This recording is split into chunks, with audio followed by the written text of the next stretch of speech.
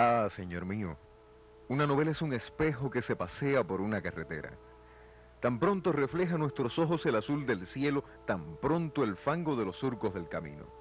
Y al hombre que lleva el espejo en el bolsillo os atreveréis a acusar de inmoral.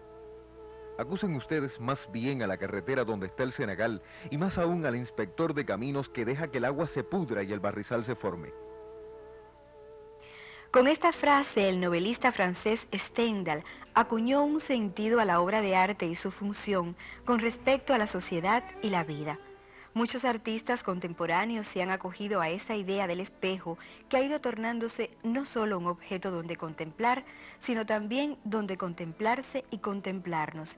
Ir de una vez hasta ese otro o esos otros que somos para esculpir la novela que refleje nuestro cielo azul o nuestros barrizales interiores. Ese ha sido el camino de Aizar Jalil, que nació en Amancio Rodríguez, entonces Central Francisco en Camagüey, el día 13 de julio de 1953, bajo el signo astrológico de Cáncer, y quien ya desde su infancia comenzó a desempeñar los más variados roles, quizás en una búsqueda precoz de esos otros que siempre somos, o quizás preparando esa galería a la que habría de volver, adulto, para saldar las deudas del origen, la armonía entre los prados españoles, las selvas africanas y el raro perfume de los cedros del Líbano.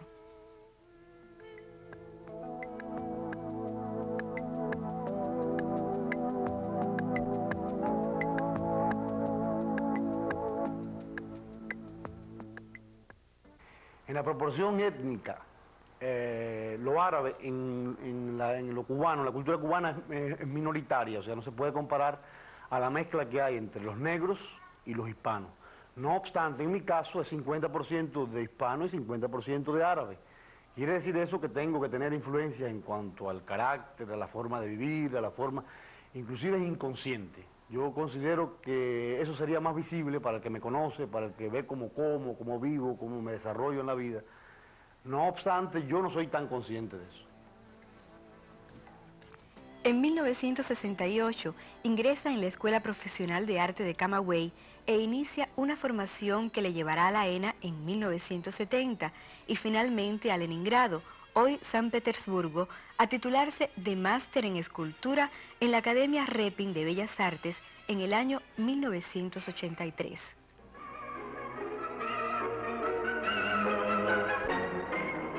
Haber vivido 6 años en Leningrado para mí fue muy importante porque otro clima, otra cultura, otro modo de ver la realidad de los rusos y de los demás extranjeros que convivían conmigo en el albergue de estudiantes, te hizo posible ver entonces cómo en realidad somos los cubanos. Te dio la dimensión de lo cubano, la dimensión de lo bueno y de lo malo que somos, ¿no? O sea, de los aspectos buenos y de los aspectos malos. Eso para mí fue lo esencial, independientemente de lo que aprendí como estudiante, de las enseñanzas académicas, etc. Y de 6 años vividos con mucha intensidad. Pero la medida de lo cubano, eso es lo que de otra forma yo a lo mejor no hubiera podido tener.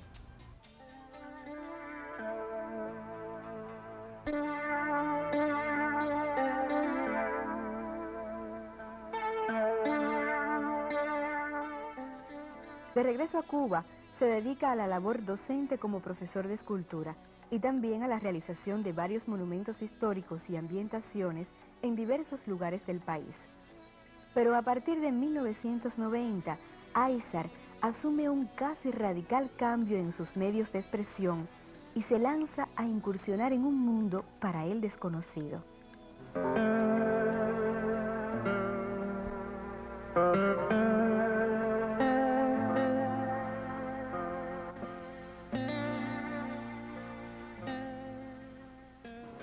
La escultura requiere, en estas circunstancias en que estamos viviendo, la escultura es mucho más difícil porque requiere de materiales a veces mucho más deficitarios. Entonces, como el artista tiene que expresarse, tiene esa necesidad de expresarse, de comunicarse, en este caso yo he recurrido al dibujo, a la pintura, a la gráfica en general y a la pintura, y me he sentido maravillosamente bien. No es divorciándome de la escultura ni mucho menos, sino es recurriendo a un modo de expresión mucho más fácil en estos momentos para mí. En esta zona su obra se va perfilando hacia los dos grandes temas que constituyen su obsesión posterior: la vida como cerco absoluto bajo la égida del poder, la angustia, la corrupción, la guerra, el odio y la muerte, y la propia muerte como liberación, orgía y cumplimiento de un fatum anterior a la concepción de la obra de arte y de la vida. La obra de arte, o sea, el artista usa la obra de arte para reflejar el medio en que vive. Lógicamente, el reflejo no es el mismo reflejo que produce un espejo. O sea, es un reflejo consciente, un reflejo elaborado, un reflejo sufrido por el artista, que lleva en sí ya un mensaje ideológico, un mensaje social, un mensaje político. No así el reflejo del espejo, que es un reflejo frío de la realidad. O sea, es un arma que usa el artista para apoyar, para protestar, o alguna posición ideológica, alguna posición de apoyo o de protesta ante las cosas que le aquejan en la sociedad o los premios que recibe de ella. De todas maneras, toma partido a través de su obra. O sea, a través de su obra expresa un punto de vista, me refiero. O sea, quiero decir.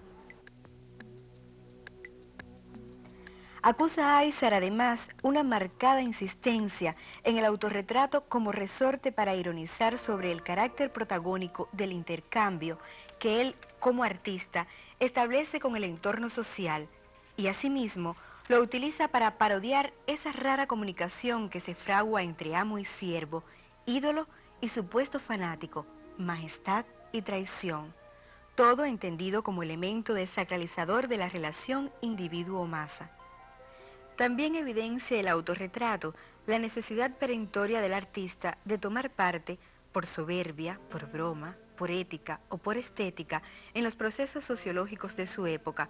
Esto lo emparenta con muy dignos antecedentes como Velázquez, Delacroix y Courbet. No es precisamente la figura humana, es el hombre el que ocupa un lugar protagónico en la obra mía. Y dentro de ese conflicto, yo como ente social ocupo todavía un lugar central. O sea, los defectos míos como hombre y los padecimientos míos como hombre se mueven en toda esa tragedia. A veces es un autorretrato a un grado superlativo, a veces son insinuados, es más metafórico. De todos modos, yo tengo el mismo defecto que tienen otros. Por lo tanto, en mí lo centro y alude, atañe, en definitiva, al resto de los hombres como un problema universal. Pero vuelvo a repetir, soy protagonista, soy parte, y además deja espacio a que todos los hombres reflexionen de acuerdo a esa misma tragedia que está expresada en toda la obra. Ya en esta zona de su obra, Aysar ha arribado a sus símbolos predominantes, el falo y el cordero, símbolos que se complementan y se contraponen con sus significados de virilidad y tolerancia, de fuerza y humildad, de prepotencia e indefensión totales. De esa manera, Aysar se convierte en la negación de su sujeto, en la alternativa de su pretexto. En esta zona también se hacen más evidentes las marcas de la posmodernidad, referencias culturales que van desde las citas literarias, Lope de Vega, Maquiavelo, hasta una recontextualización, un juego interminable y carnavalesco con mitos clásicos grecolatinos y judeocristianos y con la obra de innúmeros maestros precedentes, siempre adaptándolas a sus necesidades expresivas y bajo su prisma creativo. Todo esto ha ido desembocando en lo que podríamos llamar la marca Aysar, una figuración, un repertorio de motivos, cromos, composiciones que se aprecian en toda su magnitud en la pintura a la que el autor arriba para la afirmación de un universo que oscila desde la realidad convulsa y externa hasta la presencia insoslayable de un entorno familiar, inmediato, que condiciona y alienta gran parte de su obra.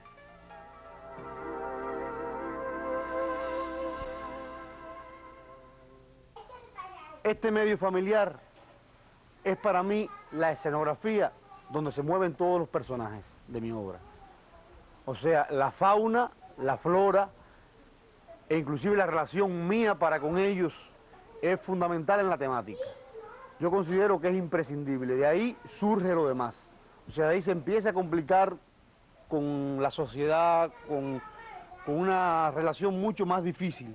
Pero la simiente es esta precisamente. O sea, le agradezco y les debo a la relación esta que tengo con la familia y mi medio todo lo que he podido hacer.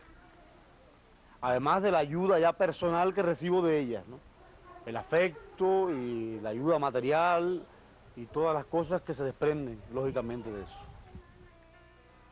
Por eso Aysar se refugia en ese cosmo que es su vida y la hace vibrar en pos de hallar el verdadero equilibrio entre la confesión y la belleza, que como diría otro libanés, Gibran Jalil, no es otra cosa que la eternidad que se contempla a sí misma en un espejo, ese al que volvemos para mirar y mirarnos con o desde la belleza en pos de la salvación. El arte es una necesidad del artista, una necesidad imperiosa de expresarse, de comunicarse, o sea que con el arte el artista se salva, es imposible de otra forma.